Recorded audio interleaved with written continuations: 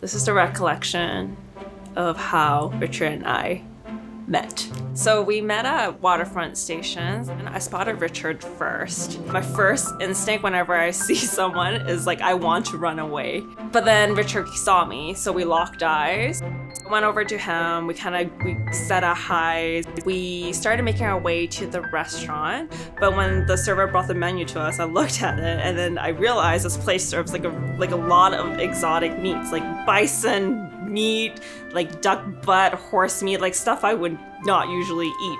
Richard said, I'll just order for us. But little did he know I'm actually a really picky eater. So a lot of the stuff he ordered, I didn't touch. We had a really good conversation, like the dinner was great and everything. So at the end of the dinner, Richard was like, hey, do you want to get a drink? I have a hard time saying no to people. I just went with it. I was like, okay, sure, why not? So we went to this like wine, like really fancy wine place. We had like a couple of glasses of wine, chatted some more, and I was kind of getting tired at that point. So it came to a point where I actually had to like wave down the server, you know, kind of like to wrap up that night. Richard was like, oh hey, do you want to go to another bar? It's my favorite. So I offered to pay the bill. So we left that wine place. We were walking along the street. I thought we were walking like towards the SkyTrain station, but we weren't. And Richard, again, with his genius idea, oh hey, do you want to go drinking again? Like, do you want to go to a second bar? Since I have a difficult time saying no to him, I went with it. So we went to the second bar, apparently served this Irish lemonade. It tasted awful, god awful. We wrapped up. Richard suggested going to a third bar afterwards. At that point, I was like, hey, like I'm kind of tired. Let's just wrap things up. At this point, Richard was like, hey, do you want to go to another bar? It was almost like 1 or 2 a.m. at that point, but he was still full of energy. But then he was like, okay, let's just, and I said no. You know, we said our goodbyes at that point, and we actually stopped talking for 6 months after that night. So 6 months later, he texted me out of the blues one night. He actually asked me out to meet again in person. I was like, why the heck not? So we went on our first official date. We went geocaching. I thought it was really cool at first, like this whole idea of geocaching, kind of finding treasure. So I said to him, wow, you must be really into geocaching. Roughly a week later, Richard and I, we were just hanging around like the Science World area. He was very adamant of us going geocaching. So it turned out he was trying to ask me out that night through geocaching. At that point, I was really half-assing. I didn't really want to try, but I didn't want to offend him at the same time. So I was kind of trying, but not really trying at the same time.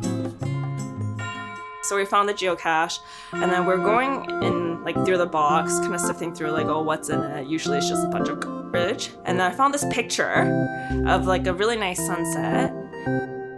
I kind of looked past it at first. I kind of made a comment. I was like, oh, this looks really nice. Richard, he had to prompt me again. He was like, oh, what does it say? And I read it out. It said, Jen, will you be my girl? Richard and I were just kind of stared at each other. It didn't click that he was actually trying to ask me out. I looked at him, like dead serious. I was like, it's not me. It's another Jen. It must be another Jen. And he looked at me very confused, with like a really confused look on his face. He was like, huh? And then after a little while, like after everything processed through, I put one and one together that he was actually asking me out at that point.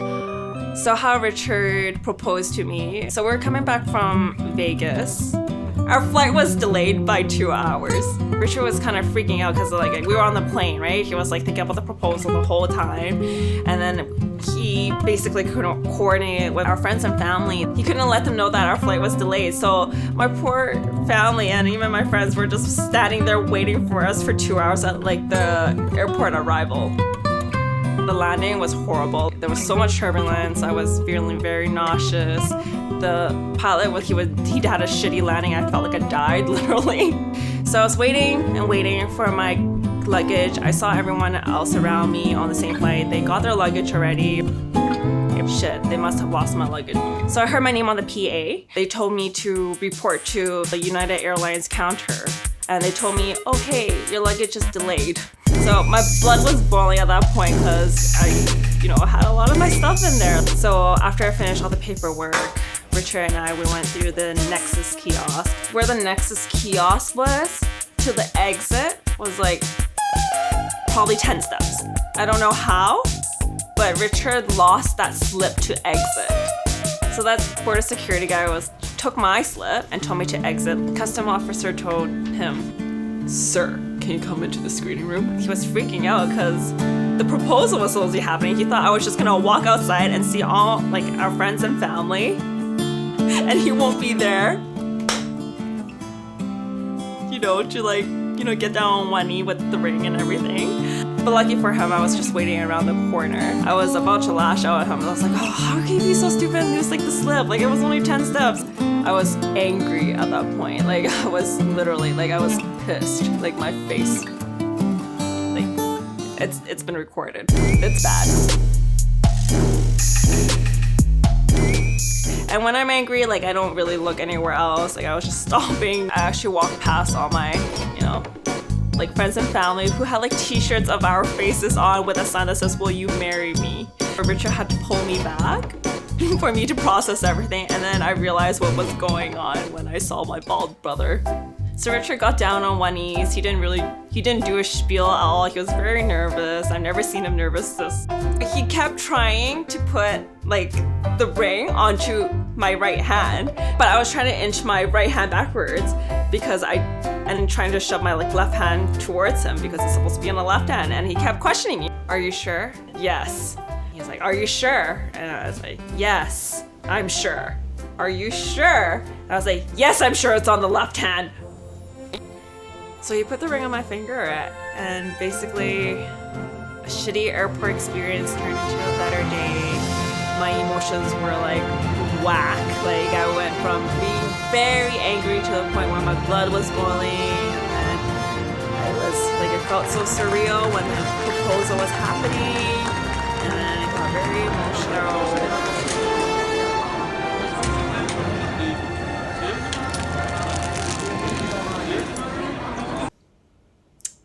Actually, thinking about it now, I don't know if I actually said yes. But I didn't say no.